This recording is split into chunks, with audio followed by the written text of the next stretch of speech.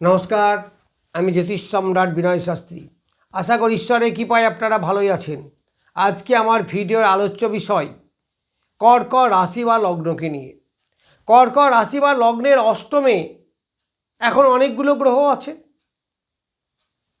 দেখুন, রাহু তো আগে থেকেই আছে, আবার মঙ্গল 23 তারিখে ঢুকছে, শুক্র বুধ এইগুলো ঢুকেই আছে। তাহলে এই যে গ্রহ যোগগুলো আছে, এতে আপনাকে কেমন ফল দেবে আমি যেটা বলবো আজকে সেটা হচ্ছে নক্ষত্র ফল। তাই নক্ষত্রগতভাবে আপনারা কেমন রেজাল্ট পাবেন, গ্রহগত কেমন ফল পাবেন আমি আগে বলেছি, এখন বলবো আমি নক্ষত্র ফল। তাহলে এই কর্কট রাশি বা লগ্নে 3টে নক্ষত্র আছে, আপনারা জানেন। সেটা মিথুনের কিছুটা অংশ আছে, কিন্তু পুনর্বসু নক্ষত্র। ফলে আমি নক্ষত্র ফল বলে মিথুনের যে নক্ষত্র সেটাও কিন্তু এর মধ্যেই আসবে। এখানে একটু আধটু স্লাইড ডিফারেন্স হয়, কিন্তু আমি এখানে অল অ্যালং বলে যাচ্ছি। ব্যক্তিগত ছক যখন বিচার করব তখন সেগুলো চিন্তা করব। তাহলে 7 নক্ষত্র মানে পুনর্বসু নক্ষত্র, এটা বৃহস্পতি যে তার অধিপতি প্রথম। দ্বিতীয় হচ্ছে এখানে পুষ্যা নক্ষত্র, যার অধিপতি শনিদেব। আর তৃতীয় হচ্ছে অশ্লেষা, যার অধিপতি বুধ। 3টে নক্ষত্র। এইবার অষ্টমে যে গ্রহগুলো আছে, সে যে গ্রহই হোক না কেন, এখানে 3টে নক্ষত্রকে অতিক্রম করতে হবে। প্রথম হচ্ছে ধনিষ্ঠা, মঙ্গলের নক্ষত্র। দ্বিতীয় হচ্ছে শতভিষা, রাহুর নক্ষত্র। এবং শেষে গিয়ে পূর্ব ভাদ্রপদ অর্থাৎ বৃহস্পতির নক্ষত্র। তাহলে এখানে যেমন 3টে নক্ষত্র আছে, ওখানে প্রত্যেকটা ঘরেই 3টে করে নক্ষত্র আছে। তাহলে অষ্টমে যে গ্রহই যাক না কেন, বা কুম্ভ রাশিতে যে গ্রহই যাক না কেন, 3টে গ্রহ 3টে নক্ষত্রকে অতিক্রম করতে হবে। যদিও এই কর্কট রাশি বা লগ্ন সাপেক্ষে কুম্ভ হচ্ছে নেগেটিভ জায়গা, কিন্তু নেগেটিভ জায়গা হলেই যে সবসময় নেগেটিভ ফল পাবেন এটা কিন্তু অর্থহীন, এটা ঠিক না। নেগেটিভ জায়গাতেও বহু ভালো ফল পাওয়া যায়, যেমন বিপরীত রাজ্যক আছে। যাই হোক, সেই নিয়ে আলোচনা করছি আমি আজকে নক্ষত্র ফল নিয়ে। তাহলে প্রথমে বলি, যাদের পুনর্বসু নক্ষত্রে জন্ম, সেটা মিথুনের কিছু অংশ হতে পারে, আবার কর্কটও হতে পারে। পুনর্বসু নক্ষত্রে যাদের জন্ম, তাদের কাছে এই 23 নক্ষত্র বেশ ভালো ফল দেবে, বেশ ভালো ফল দেবে, খুব ভালো ফল দেবে। আপনাকে খুব ভালো ফল দেবে মানে কি ভালো ফল দেবে? আপনার কর্মের উন্নতি হবে, ধীশক্তি বৃদ্ধি হবে, সন্তানের ডেভেলপমেন্ট হবে, যারা স্টুডেন্ট তাদের এডুকেশন ডেভেলপমেন্ট হবে, যারা চাকরি করেন তাদের কর্মে প্রমোশন, চাকরিতে প্রমোশন হবে, এইগুলো হতে পারে। যারা ব্যবসা করেন তাদের ব্যবসায় ডেভেলপমেন্ট, আর্থিক ডেভেলপমেন্ট এইগুলো হবে। আবার যে কোনো গ্রহ ওই 23 থেকে যখন 24 নক্ষত্রে যাবে, শতভিষা নক্ষত্রে, তখন আমাকে আরও ভালো ফল দেবে। আপনি বলবেন যে মঙ্গল শুভ গ্রহ, কিন্তু রাহু ভালো ফল দেবে কি করে? আর কর্কট রাশি বা লগ্ন সাপেক্ষে তো রাহু শত্রু গ্রহ। দেখুন, এখানে ওই বিচার হয় না, এটা অন্য বিচার। নক্ষত্রের বিচার এবং গ্রহ বিচার কিন্তু সম্পূর্ণ আলাদা। তবে এটা মনে রাখবেন যে গ্রহ নক্ষত্র দ্বারা পরিচালিত হয়, কিন্তু নক্ষত্র কখনো গ্রহ দ্বারা পরিচালিত হয় না। ফলে যদি নক্ষত্র শুভ হয়, আপনার গ্রহগুলো খুব বলবান, কিন্তু একটাও ভালো নক্ষত্র পায়নি, সেই শখ স্ট্যান্ড করবে না। আবার দেখা যাবে গ্রহগুলো একটাও ভালো পজিশনে নেই, কিন্তু নক্ষত্রগুলো ভালো পজিশন আছে, সেই ছকের দাম অনেক বেশি। ফলে নক্ষত্রের দাম আমাদের বেশি, অন্তত কি 60-40 বলা যেতে পারে। তো যাই হোক, তাহলে পুনর্বসু নক্ষত্রে যাদের জন্ম, তাদের এই শতভিষা নক্ষত্রে যে গ্রহ যাবে সে ভালো ফল দেবে, সেটা মঙ্গল হোক, রাহু হোক, আর যে গ্রহই হোক। তাহলে এখন রাহু আছে এই নক্ষত্রে, তাহলে আপনাকে ডেভেলপ করে এনে দেবে, আপনাকে সাফল্য এনে দেবে, বেশ ডেভেলপ হবে। 6ই ডিসেম্বর পর্যন্ত রাহু থাকবে এই কুম্ভ রাশিতে। তার মধ্যে যতদিন পর্যন্ত শতভিষা নক্ষত্রে থাকবে ততদিন পর্যন্ত ভালো ফল দেবে। তারপরে যখন 23 নক্ষত্র আসবে তখনও ভালো ফল দেবে। অর্থাৎ 23 নক্ষত্র এবং 24 নক্ষত্র, এই পুনর্বসু নক্ষত্রে যাদের জন্ম তাদের কাছে বেশ ভালো। এইবার 25 নক্ষত্র, 25 নক্ষত্র তো জন্ম নক্ষত্র, বৃহস্পতি নক্ষত্র।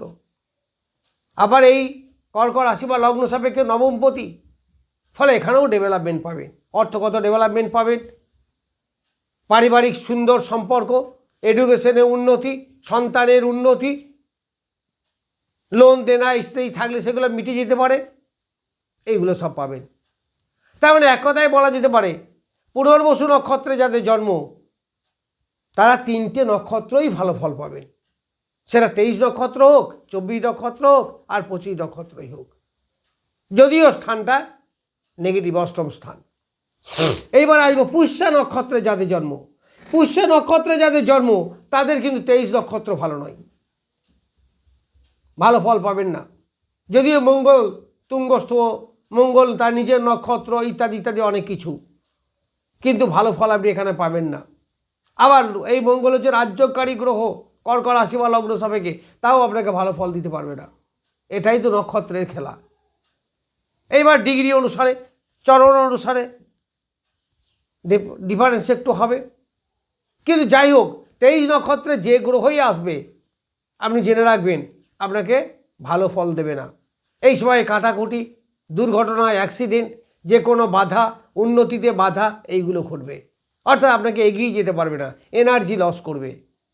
রক্ত দূষিত পীড়ায় যারা ভোগেন তাদের আরও বেশি হয়ে যাবে যতদিন 23 নক্ষত্রে থাকবে। সেটা মকরের 23ই হোক আর কুম্ভের 23ই হোক, কারণ এই কিছু কিছু নক্ষত্র আছে যেগুলো দুটো ঘরকে কভার করে।